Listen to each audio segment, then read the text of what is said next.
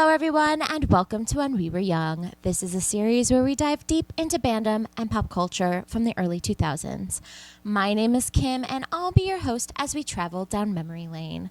Today we're talking about selling out with Cobra Starship.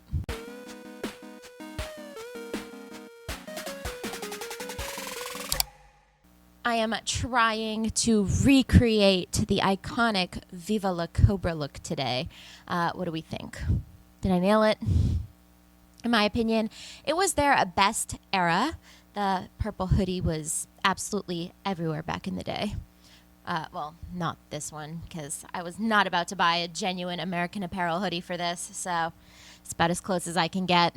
You are going to enjoy as I remove parts of this outfit throughout the duration of this video because there's no way these glasses and hat are staying on.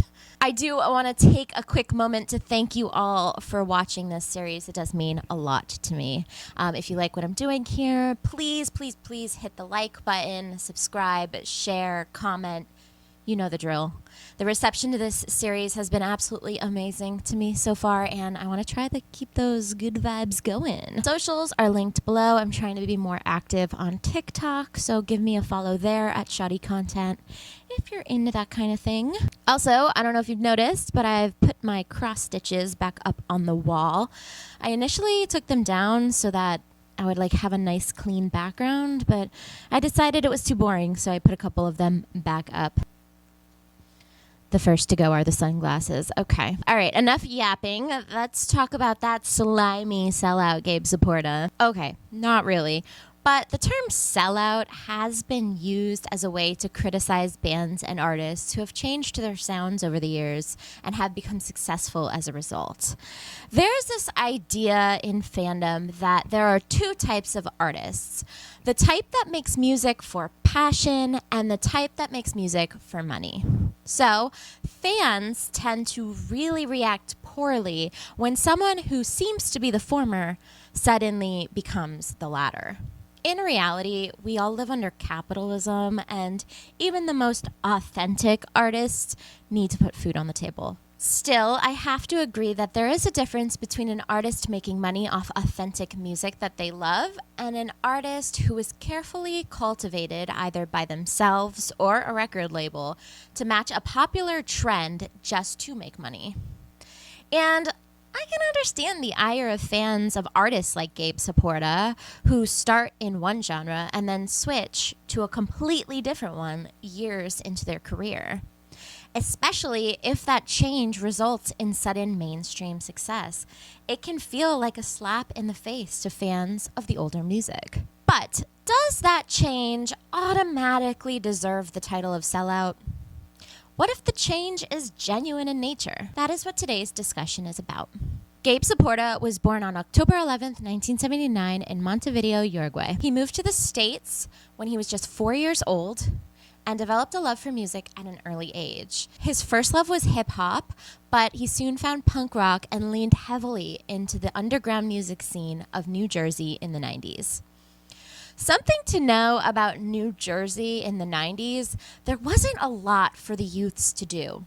Music was sort of their third space, so to speak. A lot of times, kids would start bands with one another, and then they would call around to absolutely anywhere they could to play shows.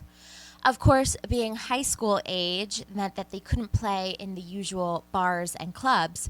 So instead, they'd link up with local elk lodges, VFW clubs, and community centers for venues.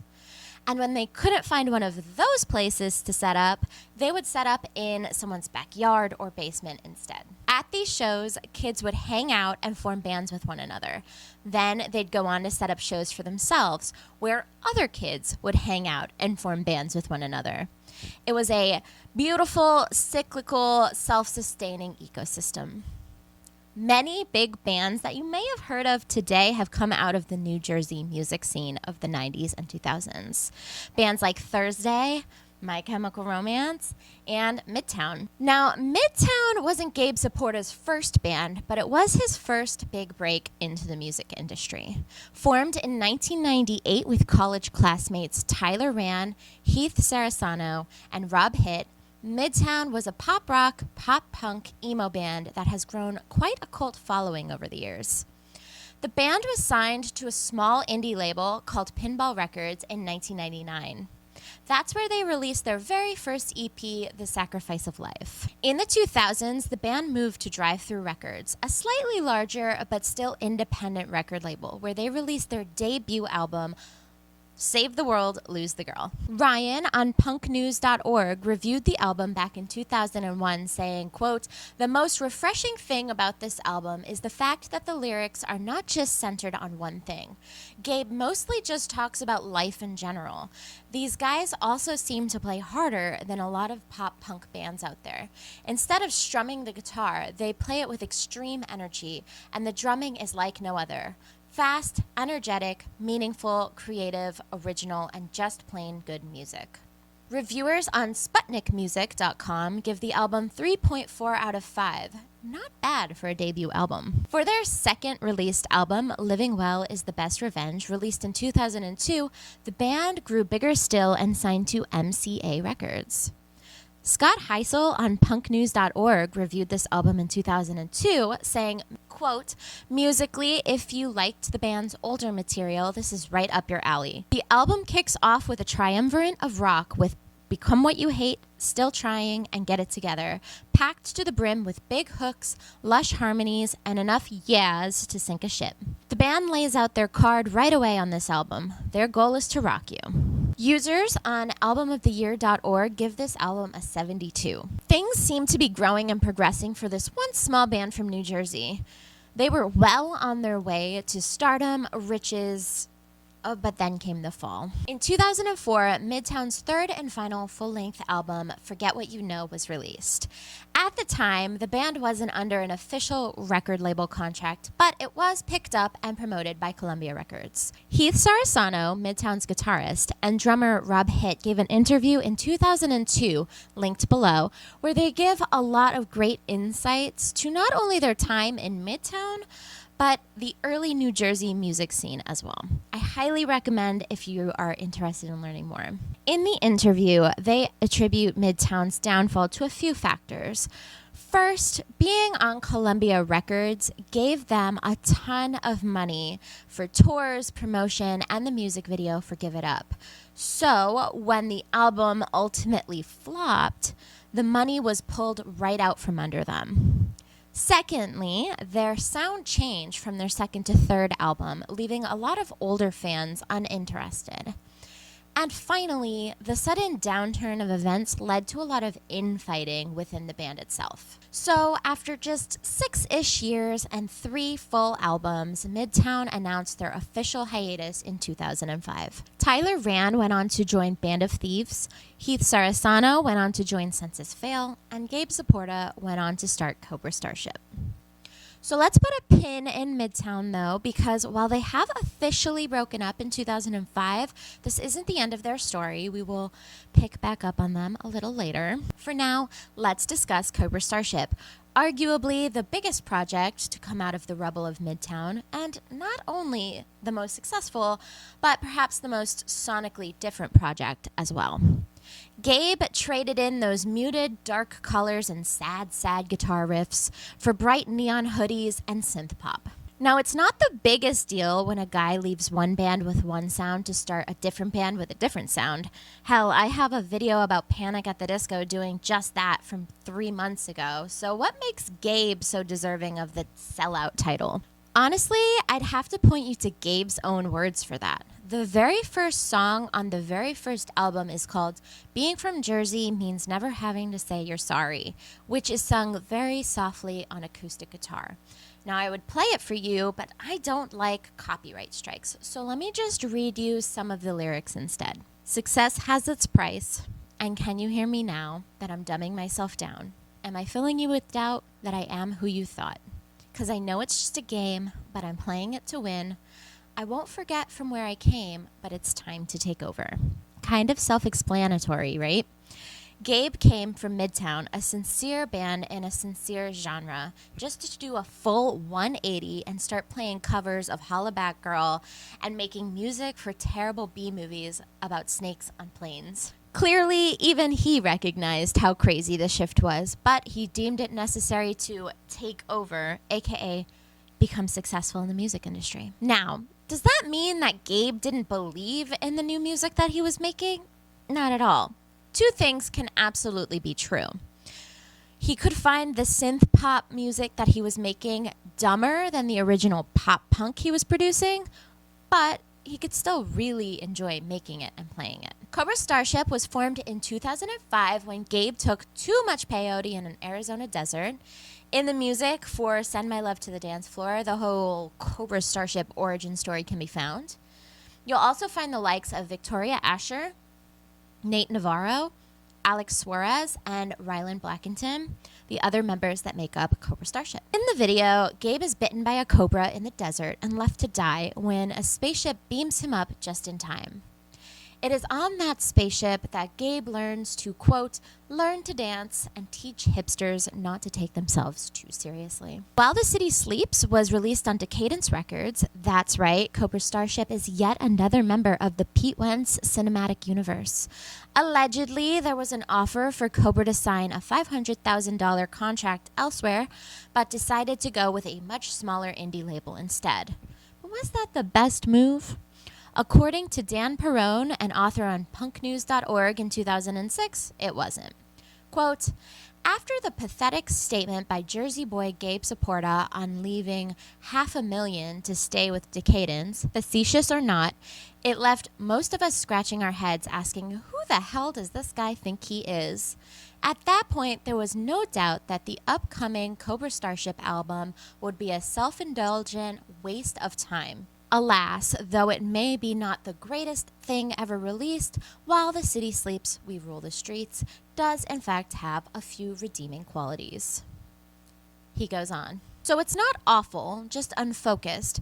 It's evident that Gabe Saporta can create an effective tune, but there's a lot of trash on here that distracts from the central theme of While the City Sleeps. There are flashes of something solid, but eventually the album just runs out of steam. An article by Paul Savage on the website punktastic.com in 2006 had this to say of Cobra's debut. Quote, while Cobra Starship will inevitably sell a truckload of records, I have my doubts as to whether the project will see long-term success. Dancier elements and the faster-paced tracks are far and away better than their slower counterparts. So if this is the side Gabe intends to go down, he may well see success. Snakes on a Plane has rightly given this band a swift boot in the right direction. But whether this can be maintained with a disappointing debut album remains to be seen. While the City Sleeps doesn't flow that well, leaving a disjointed and ultimately disappointed debut. Clearly, there were some strong opinions on the vastly different new project from Gabe and the Cobras, but nevertheless, the fans liked it enough to warrant a second album, Viva La Cobra, in 2007. This album was the first real collaboration effort of the entire band. Each member would write their parts on the bus while on the Honda Civic tour, so by the time that they made it to the studio to record with producer Patrick Stump, most of the work was already done. When asked about the album's lyrical direction, Gabe said, quote, all of us played in punk rock bands growing up, and we could never have dreamed of having this level of celebrity. On one hand, it's awesome because you're hanging out with all your friends, you're getting the VIP treatment. But then you see how it's just this big flattery convention. And the record is sort of about that contradiction, where on one hand, you want to have fun and party, but at the same time, it's a critique of that whole lifestyle. Viva La Cobra sold decently and peaked at number 80 on the Billboard Hot 200 chart, and while fans like myself ate it up, the critics were less convinced. Luke O'Neill of Alternative Press enjoyed the disc's Party at the End of the World style and stated that contemporary emo pop sensibilities meet 80s party abandon on this record, and neither have sounded so enjoyable in years. Mikhail Wood of Entertainment Weekly gave the album a B grade and concluded that the album improved upon its predecessors with catchier hooks and harder rocking beats. Andrew Leahy of AllMusic, however, felt that the album was overly repetitive. Quote, there's enough melody here to satisfy most lingering fans, but even Stump can't give the band another surefire hit, as all the dance pop numbers end up repeating the same steps in an attempt to perfect one routine Cobra Starship knows how to do. Fans on albumoftheyear.org gave the album 54, which was down from the 56 that they gave While the City Sleeps. Critics gave the albums 56 and 63 respectively. Perpetual Cobra hater Paul Savage over at punktastic.com was not impressed by this second release. He posted a very simple 3-paragraph review. Quote, Midtown are one of the greatest pop-punk bands of the early 2000s. Cobra Starship are, well, not. The kids love it, and I can totally see why. It's so OTT, and Gabe plays the class clown, and that's the reason Decadence will make a bucket load of cash off of them. He ends the review with, as a pop record, it's okay. For a Midtown fan, this is terrible. Gabe, it's not too late to reform the band. Despite some scathing reviews, Cobra were scene darlings, and they toured with the likes of Fall Out Boy, The Academy Is, Gym Class Heroes, and other big names in the industry at the time. The fans did not care what the critics had to say, and neither did Cobra Starship. They went on to release a third and their most mainstream album yet, Hot Mess. Released in 2009, Hot Mess is Cobra's only album to gain gold status under RIAA certifications. It peaked at number 4 on the Billboard Hot 200 chart, and it's all thanks to the first single released, Good Girls Go Bad. It guest featured a very big name Gossip Girl star at the time, Leighton Meester, and it is one of their biggest singles to date. Many critics praised the pure dance pop album Hot Mess for maturing past its tongue-in-cheek class clown predecessors. Michael Menachem of Billboard fell in favor of the album, saying, quote, if you don't finish this party record Hot Mess, then you probably didn't have a good time. Bill Lamb of About.com gave the album 4 out of 5 stars. Quote, you went digging around in your parents' closet of old vinyl LPs from the 80s, found one with candy-coated colors on the cover, played it on their old turntable, and discovered it really wasn't bad. Then, a few days later, after listening it for the 15th time, you realized you had fallen in love with the goofy, fun, sarcastic music. It's quite possible it sounded a lot like Cobra Starship's Hot Mess. Users on Metacritic.com gave it an 8.1 score, while critics gave it a 72. Founder of punktastic.com and my personal enemy, Paul Savage, continued to be the biggest hater on earth. In response to Hot Mess, Paul released an open letter to Gabe Saporta in which the man appears to have lost all hope. Quote, Gabe, I thought I found someone. I thought I had something I could trust. I still can't believe what happened. It's not that you lied to us. It's not that our friendship was a front. It's just that I can't see the real in you. Yeah. For years I was afraid. Now I can finally say that I'm afraid that you've become everything that you had hated. I'm waiting for this to blow away. How could I have been so blind? How could I have ignored so many signs? Especially when my friends warned me about your deceptive side. And that your friendship was a lie. Yeah, for years I was betrayed, and now I can finally say, I know you don't care about what's right or fair. I heard you say your future's looking so great. I've been working for something oh so fake, but I'm not working for you no more. Yours, Paul. No idea what that was about. Probably could have been an email. Paul retired from his site in 2010, which is probably for the best. I have no idea how Cobra's fourth and final album, Nightshades, would have made him react, but I can't imagine it was good. Nightshade was the final album released by Cobra Starship in 2011. They actually canceled their Australia tour in order to work on this album. They rented out a space all their own just to get together and focus on the record. Gabe has said that this was their most personal record yet. After the huge success of Hot Mess, he'd gone through a very serious breakup. It was the end of a relationship that he'd been in since before Cobra Starship even formed. It led Gabe down to South America, where he embarked on yet another soul-searching trip. He spent a week alone in the forests of Brazil, and when he emerged, he felt refreshed and ready to write a new album. According to Gabe, without that retreat, the entire fourth album would only be about the breakup, and he didn't want to focus on that sort of soul-crushing mood to bring down what should be a fun party album. Quote, when I was writing in September, the problem was that it was either uninspired or it was really depressing. It was about the fact that I lost the love of my life. As much as I needed to deal with that, I don't think the whole world needs to deal with that. It's just a very self-serving for me to make a record for that. If I would have just written that without taking my spiritual detox in the jungle, we would have had a record that would have been just that. Interesting. That album received a decent amount of radio play and debuted at number 50 on the Billboard Hot 200 chart, though it did drop down to 185 in the second week. Some of the singles featured big names at the time like Mac Miller and Sabi. They even opened for Justin Bieber in promotion for this album. On Metacritic, the album has a fan score of 5.9, a far drop from the previous fan favorite Hot Mess.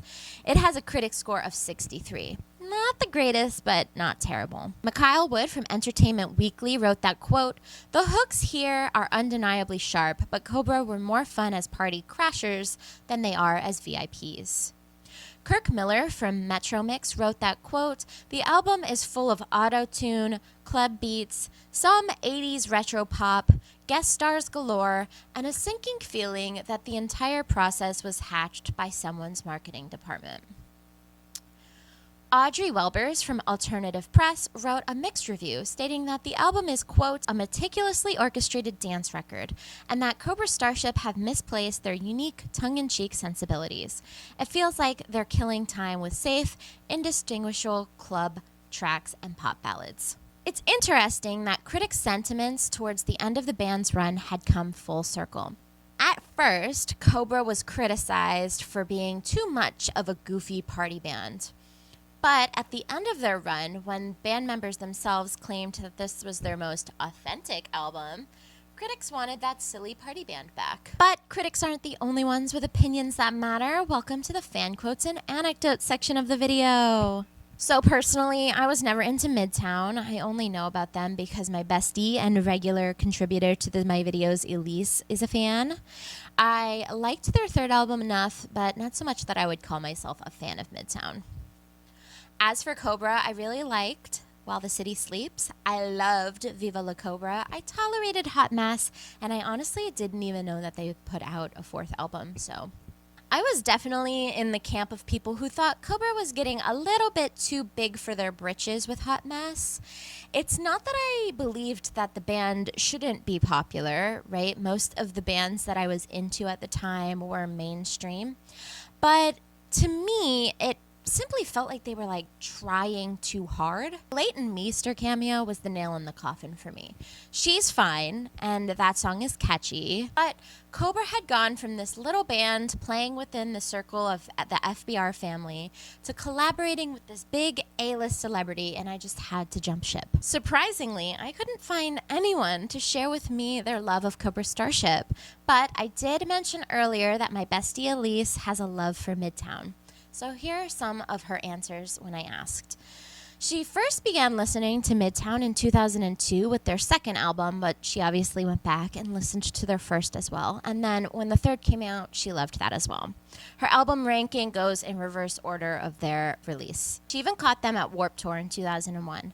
She was pretty young back then, so while she can't quite remember the first time that she saw them live, she did go see them at their reunion tour in 2014, and she loved it. All these years later, Elise's love for Midtown hasn't faltered. She'd definitely catch them again if they'd play a show she could get to. She actually almost didn't go to the 2014 Skate and Surf show. A friend of hers who lived in New Jersey at the time was trying to convince her to come and joked that it would take an active Midtown to get Elise up there to the show. And lo and behold, that's exactly what happened. Which was pretty great because apparently while she was at the show, Elise walked right into Frank Iero of My Chemical Romance fame while wandering around the grounds. Frank, if you're watching this, Elise says she's sorry for running into you. If you would like to be featured in a future fan quotes and anecdotes section, please DM me on Instagram. I would love to have you. Next month, I will be chatting about the Warped Tour, and I would love to get any of your fun, crazy, interesting stories from that era if you have any. All right, the hat's coming off. My head is overheating. Unfortunately, Cobra Starship called it quits in 2015. Gabe Saporta said the band had split and weren't looking to make any more music. Alex Suarez and Rylan Blackington had already left the band prior to the breakup, being replaced with Andy Barr and Eric Halverson. Gabe went on to start the Artists Music Group with Mike Carden of the Academia's fame. We're trying to sign the next generation of great musicians. And Vicky T went on to become Britney Spears' personal assistant. Cobra went the same way as Midtown so long ago. But of course, we are in a nostalgia economy and every band has their price. Let's finally pull that pin out of Midtown and talk about their many reunions over the years. In 2014, it was announced that the band would reunite for the first time in 10 years to play Skate and Surf in New Jersey. And almost 10 years after that, Midtown was asked to open for fellow New Jersey alumni My Chemical Romance on their own reunion tour. Now, just because there have been a few shows sprinkled here and there, that doesn't mean that new Midtown music is coming. There have been no new announcements that I know of, but it's still pretty cool to know that the guys can reconvene to play old favorites that the fans love. It also brings hope to Cobra fans who have been waiting 10 years for their own favorite band's reunion. Of course, Gabe and the Cobras have sprinkled breadcrumbs over the years. In 2021, Cobra released 2 songs on FBR called Beautiful Life and Party With You. They were previously unreleased B-sides from Hot Mess, so not technically new songs, but something new for the fans. Just enough action to keep the fans of Cobra Starship optimistic for more. Of course, the biggest announcement for Cobra yet is that the band will be reuniting for their first show back in 10 years at When We Were Young Fest in 2024. So, with all of that in mind, is Gabe Saporta a sellout? Kinda, in my opinion. I mean, definitionally, he changed his whole sound, aesthetic, and professional identity and became a huge musical success. It's in the first song. He was playing the game, and he played it to win. We can't really hate him because it worked. When the 4th Cobra album came around, Gabe had the opportunity to write lyrics that were authentic to how he felt at the time. But he passed it up in order to make more radio pop hits. Most importantly, when the chips were down, Gabe cashed in that nostalgia gift card, not once, but twice, with Midtown in 2024 and 2022, and now with Cobra Starship in 2024. Arguably, the more important question is selling out such a bad thing? I guess that depends on what your goal was at the start. Are you only making the music that labels tell you to make? Are you cashing in on the latest trends regardless of personal style? Are you happy? Despite changing everything up, it never seemed like Gabe was miserable or even making music he didn't want to make. He was certainly making music that critics, fans, and the radio at large wanted to hear. How can selling out be so bad when it's proven to work time and time again? We have this crazy idea in fandom that selling out is such a terrible, inauthentic thing. Like it's somehow more noble to die a starving artist so long as you were true to yourself. But at the end of the day, even artists have to make money. Cobra Starship was a bigger band than Midtown ever was. So maybe Gabe didn't sell out. Maybe he bought in.